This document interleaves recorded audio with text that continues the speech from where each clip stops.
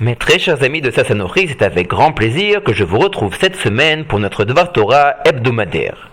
Nous sommes déjà arrivés à la paracha de Tazria. Nous lisons dans cette sidra toutes les lois relatives à l'homme qui a des plaies de lèpre sur son corps. Vous savez que, en fonction de l'étendue, de la couleur de la plaie, l'homme sera décrété ou non par le Kohen impur. Si c'est le cas, il se devra de se retirer du camp, de sa maison, de ses proches, et d'aller vivre à l'extérieur du Mahané Israël, à l'extérieur du camp où vivaient et se déplaçaient tous les béné Israël ensemble. Effectivement, l'homme lépreux est retranché de ses frères, est retranché de la communauté. Nous devons bien comprendre que la lèpre n'était pas une simple maladie. Elle était en réalité une cause à un manque spirituel. La lèpre était une punition pour certaines avérotes. Le Midrash nous enseigne pour quelles avérotes l'homme qui les avait transgressées était passible et puni de lèpre. Le Midrash nous dit que la lèpre touchait posket tzedaka barabim veinam notnim, ceux qui disaient devant tout le monde des montants qu'ils allaient donner à la tzedaka et que finalement ils ne donnaient pas. Également, ceux qui étaient touchés par la lèpre étaient les mesapré lachon hara, ceux qui colportaient et disaient de la médisance sur leur prochain. Ou bien encore, nodrim venam mekaimim, ceux qui promettaient toutes sortes de vœux, toutes sortes de bonnes actions à accomplir et qui en fin de compte n'accomplissaient rien. Dovrei shkarim, ceux qui disaient des mensonges, veletzanim, ceux qui étaient des moqueurs. Quelque chose est interpellant dans ce midrash. Nous voyons que la lèpre frappait tout particulièrement ceux qui avaient des avérotes, ceux qui avaient des fautes concernant la parole. En effet, si nous prêtons attention aux paroles du midrash, nous voyons que tous les gens frappés de lèpre sont des gens qui ont, à un moment ou à un autre, mal parlé. Nous demande les Balé Moussard, pourquoi donc la punition de la lèpre frappe seulement ceux qui ont mal parlé?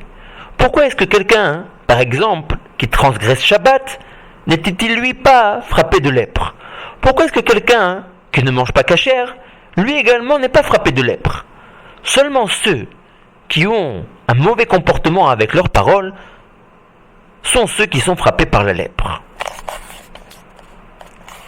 Les Chachamim, dans la Gemara, dans le traité de Sanhedrin, nous enseignent que l'homme, l'être humain, est appelé Medaber, celui qui parle.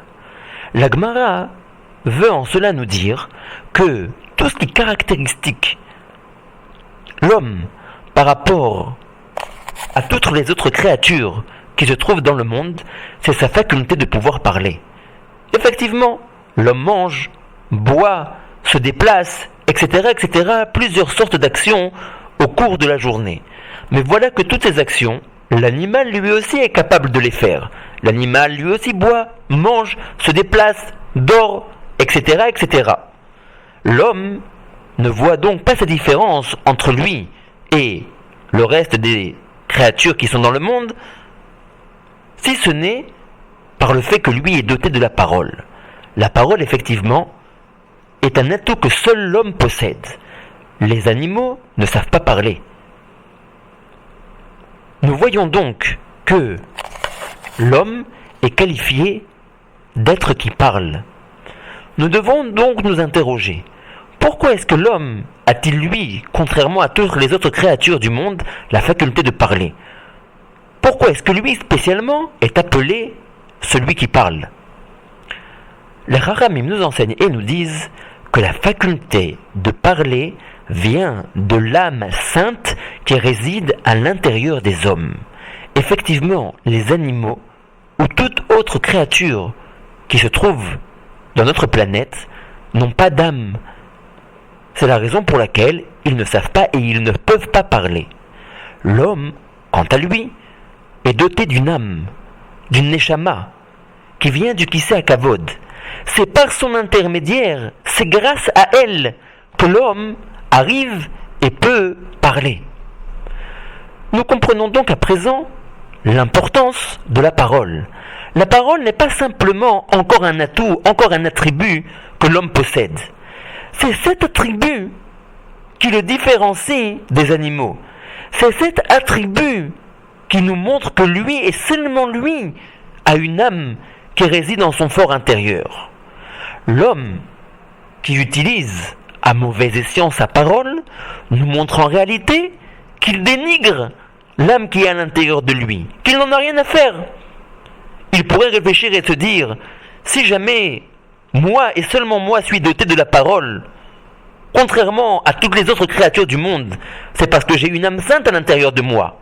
Mais si j'ai une âme sainte qui me permet de parler, je dois faire attention à mes conversations. Je dois faire attention à ce que je sors de ma bouche. Mais voilà que non. Il se permet de promettre et de ne pas accomplir. Il se permet de médire.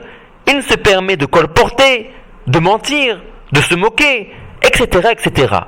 Par ce mauvais comportement, par ce mauvais usage de sa parole, il nous montre qu'il dénigre sa neshama qui est à l'intérieur de lui. Et en réalité, que met-il en relief et en avant? Son corps. Parce que celui qui dénigre son fort intérieur, c'est que la seule chose qui l'intéresse, c'est son extériorité, c'est son corps. La Torah nous dit que le remède à cela est de frapper son corps. C'est la raison pour laquelle le lépreux, et spécialement et particulièrement lui, est frappé de lèpre. La lèpre, ces plaies, ces pustules qu'il reçoit sur son corps, ont pour but de réduire son corps et de lui montrer qu'il se trompe, qu'il fait fausse route, qu'il accorde de l'importance à l'extériorité, à la matérialité, à son corps, qui n'en vaut pas la peine. Et Akadosh Baruch Hu lui montre comment, en l'espace d'une nuit, comment, en l'espace d'un instant, sa belle peau, toute lisse, toute fraîche, peut devenir recouverte de pustules, tout à fait répugnant. Nous voyons donc par cela que la lèpre affligée aux médisants n'est pas simplement une punition, c'est en réalité une guérison. La Torah lui montre là où il se trompe. Il met en avant son corps, sa guérison est de voir que le corps doit être mis en second plan et non pas en premier. Faire attention à sa parole, c'est mettre en avant sa neshama et montrer que l'on comprend l'importance et le haut rang que Akadosh Baruch Hu a donné à l'espèce humaine au-delà de toutes les autres créatures du monde. À très très bientôt et Shabbat Shalom.